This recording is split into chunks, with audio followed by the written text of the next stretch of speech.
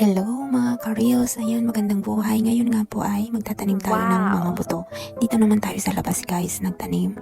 Yung aking nililinis noon ay dito ko itinanim yung mga buto ng okra at sitaw at saka yung green beans. At meron din akong sibuyas na itatanim dito guys, ipapakita ko sa inyo. And then meron din akong cucumber.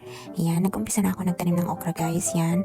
At saka yung green bean na yung long bean at saka yung bagyo beans kung tawagin sa atin. Ayan, nag-start na ako kasi pwede nang magtanim dito guys. Ngayon kasi summer na, mag-summer na talaga. So, pwede na tayong magtanim guys. Ayan, sana nga ay maganda yung tubo ng ating mga tanim dito sa labas. Kasi sa greenhouse natin ay merong tanim doon na yun, nandun yung mga lettuce natin at saka yung mga pinapakita ko sa inyo. So, yung mga ibang itatanim natin ay dito na lang sa labas guys. Kasi masyado nang madami doon sa loob ng greenhouse. Pero pagka na-harvest na yung ating lettuce ay itatanim na natin doon yung mga kamatis natin. Kasi pagka dito sa labas yung kamatis ay may malabong maganda yung tubo nila guys. So, kailangan na ilagay natin sa loob ng greenhouse. So, ayun, sana nga ay maganda yung tubo ng ating pananim kasi dito sa labas parang medyo mahirap din magpaano ng dito sa labas guys kasi first time ko lang dito magtanim ng mga ito. Sa atin iba yung yung weather kasi doon iba yung climate, laging mainit doon, so magandang magtanim ng mga okra at sitaw. Dito guys, hindi ko pa alam kung mabuhay yan sila.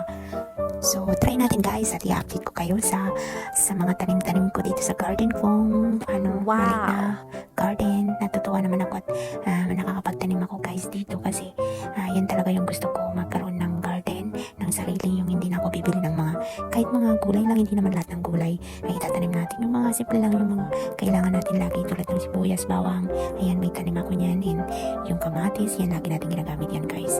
Tapos yung parsley at yung carrots, di ba lagi natin ginagamit yung tanim na yan, yung mga gulay na yan pala, kaya dapat yan yung mga dapat nating mga itanim. So, ako yan yung mga talagang gusto kong itanim.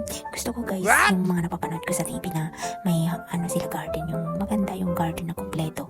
Diba? Pagka gusto mong magluto tapos hindi ka na mag-worry kung wala ka man at hindi ka nakapag-grocery, pwede kang mag-harvest lang dyan sa gilid-gilid ng bahay mo kasi meron kang tanim. Diba? Maganda kaya yun. Tapos organic pa, healthy. Alam mong ikaw yung nagtanim. So, alam mong walang chemicals na nilalagay. Kaya, hindi kagaya kung sa market talagang punong-puno yan ng mga guys, yung pangpataba, yung mga iba't ibang mga chemicals na. Kaya pagka bumibili tayo sa market, diba, hinuhugasan natin yung mabuti kasi syempre mahirap na. Ayan na nga, at patapos na ako guys. Ayan guys, tapos na tayo. Thanks for watching. Ayan, update ko na lang kayo.